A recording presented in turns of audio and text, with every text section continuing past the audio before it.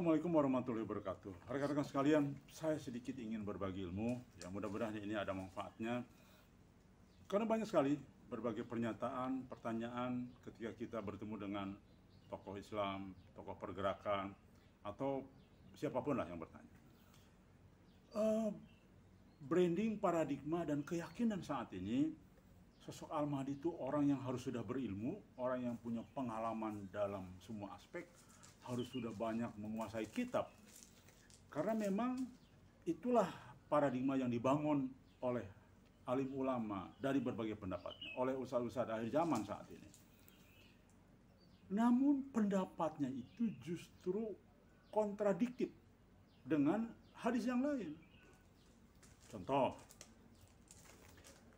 kalau Al-Mahdi itu sekarang sudah sosok mumpuni dalam bidang ilmu agama, seorang alim, seorang ulama, maka apa fungsinya Al-Mahdi, Imam Mahdi itu akan diislah dalam satu malam?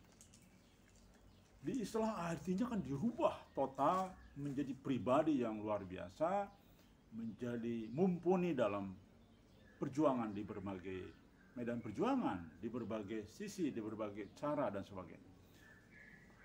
Maka seharusnya saya mengkritisi ini, bahwa kepada teman-teman yang masih meyakini bahwa sosok Al-Mahdi itu adalah orang hebat dan sebagainya, silahkan baca dalilnya. Tidak ada, silahkan tunjukkan kepada kami hadisnya bahwa sosok calon Imam Mahdi itu adalah sosok orang yang harus mumpuni dalam semua ilmu. Yang ada kita temukan justru hadisnya akan diislah dalam satu malam. Dan beliau tidak bersedia menjadi Imam Mahdi. Artinya beliau orang biasa yang tidak memiliki kemampuan untuk itu. Tapi Allah islah dalam satu malam menjadi orang yang siap memimpin umat Islam.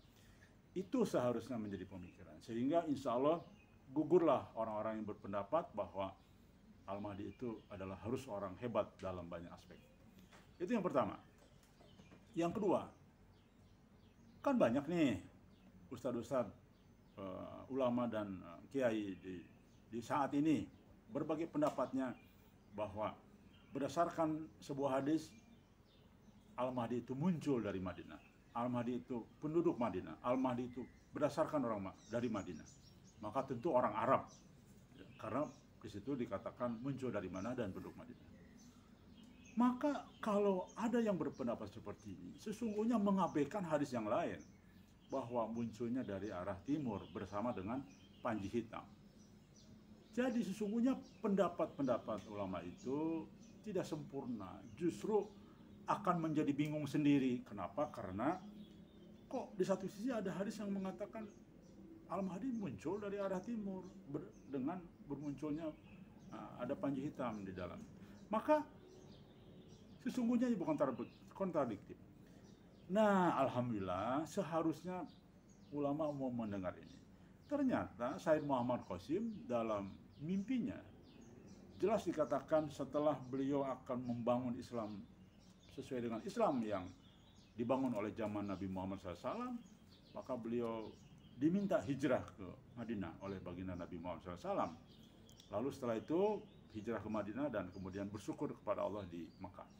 Artinya penduduk Madinah belum tentu orang Arab. Penduduk Madinah orang Cina juga ada. Penduduk Madinah orang Indonesia juga ada. Penduduk Indonesia orang Cina juga ada. Orang Afrika pun juga penduduk Indonesia ada yang sudah tinggal di sini bertahun-tahun. Itu penduduk Indonesia. Maka mohonlah para kiai, para ustadz, apalagi ustadz hari zaman, tolonglah bijak ke situ. Tolonglah memandang dengan jujur berbagai pernyataan tadi. Tolonglah, kami ini bukan orang yang berilmu seperti para alim ulama dan tokoh-tokoh Islam di akhir zaman. Tetapi alhamdulillah kami orang yang mau mendengar semua pendapat. Kami mau mendengar, kami mau meneliti. Itu saja bedanya.